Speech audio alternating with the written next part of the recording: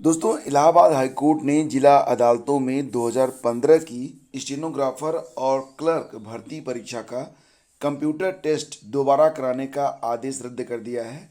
कुछ दिनों पहले आपने देखा होगा कि एक आदेश आया था सिंगल बेंच के द्वारा। इसमें ये कहा गया था कि क्योंकि जो टाइप टेस्ट था उसको लेकर याचिकाएं दाखिल की गई थी, तो टाइप टेस्ट में के लिए ये कहा गया था कि बाद में जब आदेश आया तो उसमें मंगल फांड पर टाइप टेस्ट करने के लिए कहा गया, जबकि कुछ अभ्यर्थी ऐसे थे जिन्होंने कुर्ती देव पर अपनी टाइपिंग कंप्लीट की थी, तो उन्हें पर्याप्त अवसर नहीं मिला।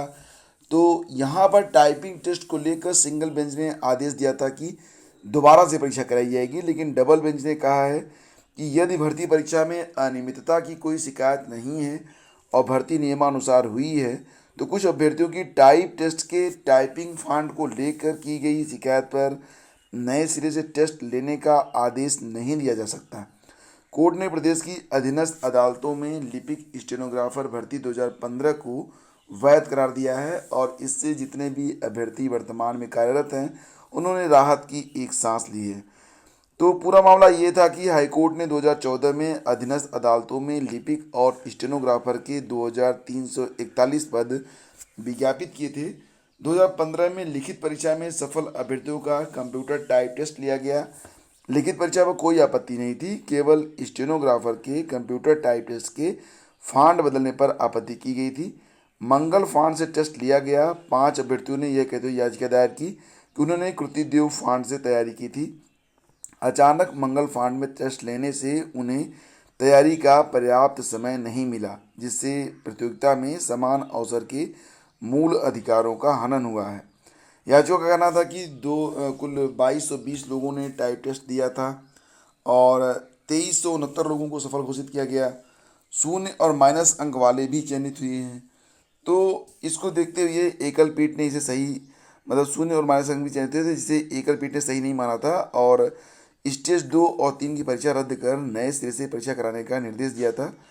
तो फिलहाल अब सभी ने मंगल फांड में टेस्ट दिया, किसी के साथ भेदभाव नहीं हुआ। डबल बेंच में ये बात कही गई।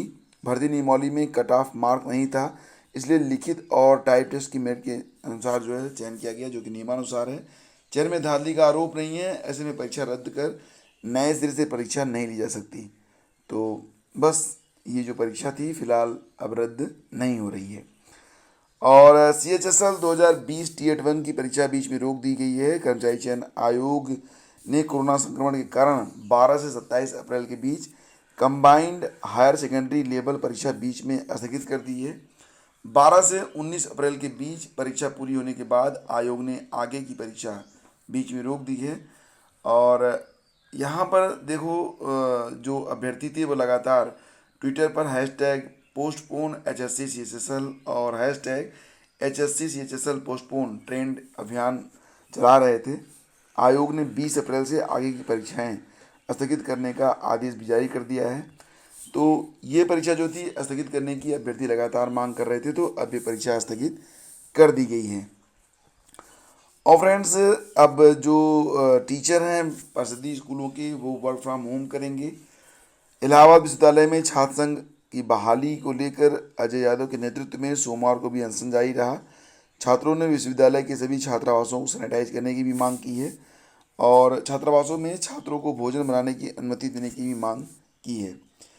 इसी के साथ सचिव बेसिक शिक्षा परिषद ने 1ली से 8वीं कक्षा तक के सभी परिषदीय शिक्षकों, शिक्षा मित्रों और अनुदेशकों को विभागीय कार्य घर से, मतलब वर्क फ्रॉम होम करने का निर्देश दिया है।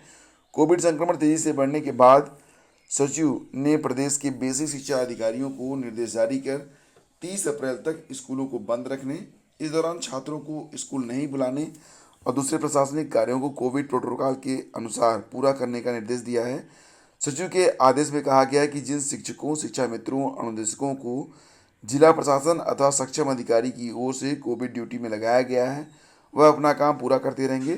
प्रदेश भर में बड़ी संख्या में शिक्षक कोरोना संक्रमण की चपेट में आकर मौत के मुंह में जा चुके हैं। तो यहाँ पर जो शिक्षक संघ के जिलाध्यक्ष हैं देवेंद्र कुमार श्रीवास्तव, उन्होंने शिक्षकों को मौत से बचाने के लिए कोविड ड्यूटी से मुक्त कराने की भी मांग की है। साथ ही साथ CMP PG कॉलेज के छात्र करण सिंह परिहार ने राष्ट्रपति को पत्र लिखकर यूजीसी नेट की परीक्षा स्थगित करने की मांग की है। पत्र में करण सिंह ने लिखा है कि परीक्षाओं को रद्द कर छात्रों को वैश्विक महामारी से बचाया जा सकता है। तो आज अखबारों में कुछ खास बात नहीं है, बस यही बताना चाहूँगा कि अगर आपने टीजीटी और पीजीटी के लिए अभी तक आवेदन नहीं किया है तो लास्ट डेट के बढ़ने की अभी वर्तमान में कोई सूचना नहीं है और न ही यूजीसी नेट के परीक्षा के टलने की कोई सूचना है। और उस प्रकार से अनुमान लगाकर बहुत सारे चैनल आपको जानकारी दे देंगे कि होगी कि नहीं होगी, लेकिन मुझे लगता है कि टीजीटी और पीजीटी 2020 के लिए अगर आपने अभी तक आवेदन नहीं किया है तो कर लीजिए, क्योंकि अब समय बहुत कम बचा हुआ है और हो सकता है कि लास्ट डेट अब ना बढ़े, क्योंकि एक बार डेट 10 दिन तक बढ़ाई जा चुकी है। हाँ, ये संभावना बात जरूर बन रही है कि आगे चलकर यूजीसी नेट की परीक्षा भी स्थगित हो सकती है, क्योंकि मई में परीक्षाओं का आयोजन अब बहुत ही मुश्किल होगा। तो ये थी आज की सारी updates. Thank you so much for watching the video. शीघ्र ही मिलते हैं आपसे नए वीडियो के लिए, तब तक ले आगे दीजिए। Thank you for watching study with ज्ञान प्रकाश।